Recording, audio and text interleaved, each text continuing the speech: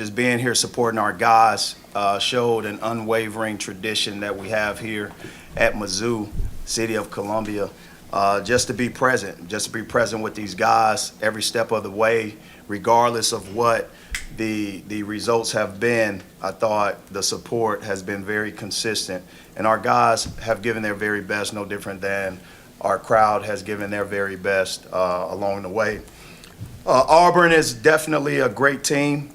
They've demonstrated that over a period of time, but more importantly, I think this is probably, again, a very, very good team that can make it a far distance in the NCAA tournament. I have respect for what they've done in the past, but that second half for us, we came out a little flat. I take full responsibility in that as the head coach. All right, questions? With Conor Vanover out with the concussion, how did that change the plan going into tonight? Yeah, this is the second game in a row, and it definitely changes our rim protection. At the end of the day, the length that we was not able to provide consistently, but also the experience. I think we all saw Conor play a heck of a ball game down in Florida, and I thought we were going to get a rhythm out of him, but unfortunately, along with the entire season, it's the luck of our draw. The injuries, the health precautions, and different things have caused us to miss a total of 28 games today. And that's a tough thing, whereas last year we only missed 27 as a whole, especially from key guys. And Kobe Brown missed one, Noah Carter missed one, but outside of that, it was Ronnie DeGray and maybe someone else, but this year has been key rotational guys, and Conor is along that path of being a key guy, especially with his performance. It showed with their points in the paint, second chance points in the paint, and we just couldn't keep them out the paint and off the glass. Dennis, you made headlines a couple weeks ago talking about your team's inability to get to the free throw line. They responded the next Did game. I make headlines? Somewhat. Was I viral? A little bit. Did you guys bleep me out, censor it? I left it all in. Okay. Proceed the next game, shoot 30. You outshot Auburn tonight from the free throw line, a team that lives the line. Just how do you evaluate your team's response to that kind of down the stretch? Well, I think the guys accepted the challenge, but again, they don't control. They can't call their own fouls in games. So whatever reason, I credit, the calls that have been made. I still think our guys are better free throw shooters. I think this team has done a tremendous job. We're one of the top teams in free throw percentage, but the second half of the season definitely shows a spike compared to the first half, and I think you guys know that. And it's not a credit to anybody except for I think referees get to see the rhythm of teams, and then no different than teams get better. I think referees get better because they identify teams and they see them play twice, and they get to see players play more than one time versus the beginning, and that's probably one of the things that can contribute to it as well. Coach, with about 4 Can somebody ask Sean East a question first? Yeah, Sean, Thanks. when Coach talks about y'all coming out flat in the second half, what did you see as the main differences between the two periods? We just kind of came out flat. We didn't get no offensive possession. Like, we didn't score or convert on them offensive possessions, and they capitalized on their first few possessions, so they kind of put us back, and they started that lead that they got. Sean, you guys shot great from beyond the three to start the game, going 3 of 5 at the halfway mark of the first half. What happened in the second half? We just missed shots. I mean, ain't nothing about it. I mean, we had open looks. We just didn't hit them. Noah Carter had 3 open looks, as open as they can get, and he wasn't able to knock them down. Nick Honor had a couple open looks.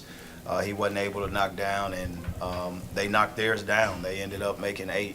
But more importantly, I think our guys found each other. I thought our assist-to-turnover ratio in the first half was negative. We had more turnovers than assists. And then the second half, I thought the same. We just didn't have enough. And I credit Auburn's defense as well. But sorry to cut you off, young man. Go ahead and ask your question. I no just wanted worries. Sean to get a question in. For sure.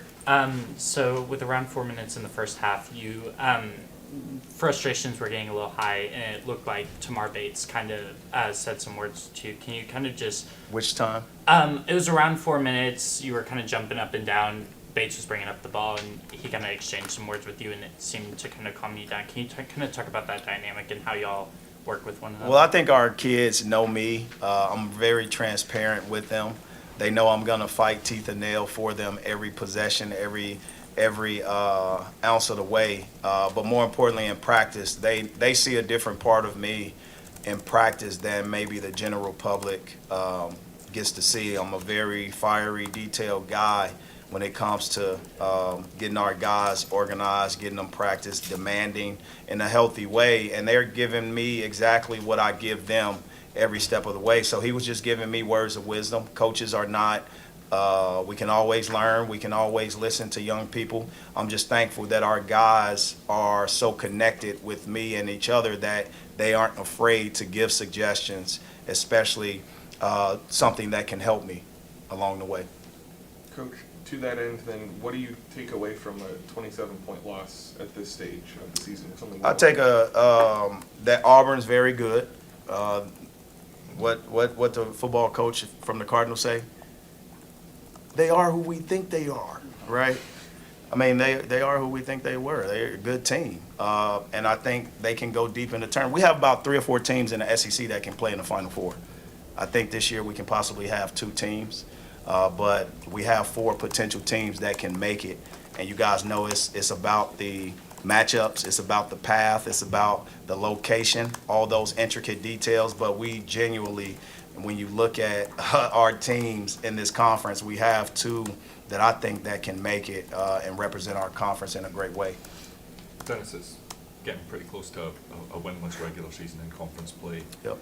Does that add any weight to Saturday's game in Baton Rouge, or is your mind a little bit further ahead than that? No, we're always going to go out every day in practice and give our very best. And in games, we're always going to give our very best.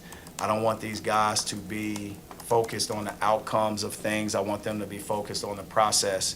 And the process demands from us unbelievable connection, unbelievable work ethic. And me as the head coach, I have to continue to demand it. And our team's identity and character is always on display.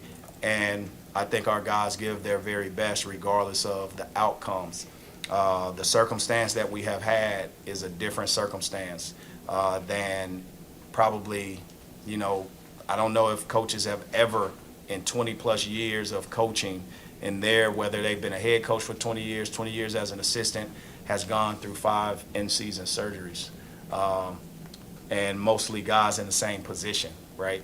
I think those things you have to take account for it, but I'm not setting an excuse for anything. We still put on a jersey, we still go out there and compete, and the outcome of the record, I'll look at it at the end of the season, but there's no doubt our players go out and give their very best, and they go out and try to win every single game, every moment, every second, every minute, and every game.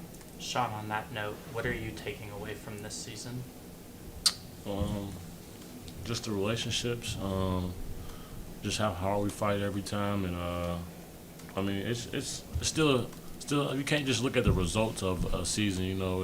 It's the little things that coach teaches us. That you bond with your teammates, and it's not over. I mean, I'm saying I don't know we still got high hopes for this season, and we're gonna keep on fighting each and every day. Time for one last question. Sean, on a similar note, just walking off the floor tonight in your final game at Mizzou Arena, just what were kind of the emotions or thoughts going through your head? Mixed emotions. Wanted to get a win for sure. It's my last. It's been a long ride. It's my last college game at my home school, and I'm just ready to keep on pushing towards that next step. Let me get one more question. Coach, it seemed like the guys who went through the senior day ceremony last year, they got chairs instead of the jerseys. What was kind of the significance I behind think that? the significance is they don't need another jersey in a frame. But I figured having something of that memory of the institution, of being a part of a team, sitting on that bench with those guys or even playing games, it gives them a symbolic message that can always be in their homes. I think it was just creativity trying to do those things. I am absolutely proud of our guys. I am proud of each and every last one of them. If you quote me, please quote that. I am absolutely proud of how they hold their head up, how they are standing 2 feet down, 10 toes in. I am proud of how they react to adversity and how they have been reacting to it. They've not shied away from walking on campus. They have not shied away from being a part of this student body, being a part of this city. They have done tremendous work in the community service. They go to class. I am absolutely proud of these dudes because at the end of the day, you have to be an everyday person to be successful. And these guys, regardless of the conditions, are everyday dudes, and they're proving that. It's easy to rally behind a sold-out crowd every game and people asking for your autograph every step of the way, but our fans have not wavered in how they feel about our guys. So they've given us inspiration. They've given us a connection, a bond that can last a lifetime. Our coaches in this department has done the same thing. Our leadership on campus have done the same thing. And, you know, starting from the board of curators all the way to our president, all the way to our interim AD. Hey, Morris. They have supported us an unbelievable amount. And it's just not supporting me. They're asking our guys, how you doing? Great job. We're there with you every step of the way. And that is what college athletics is about. In 20 years, no matter what a record is, these guys are going to come back because there's been open arms around them and hugging them. They're going to remember those things in 20 years. They're going to proudly bring their families back here and show off what this institution has done for them, how it has raised them, how it has supported them, and how it has molded them into men. And I'm happy to be the steward here and pushing that under the men's basketball program, but there are several coaches in this program that's been doing the same thing and in our department. So I appreciate you guys for narrating the stories with our players, being here as well. No matter where you are in your career, just understand you're connected to this season as well, and you have to understand there may not be an obstacle out there that you see another team go through and handle it how our guys did. At least you have a measuring rod for what it should look like.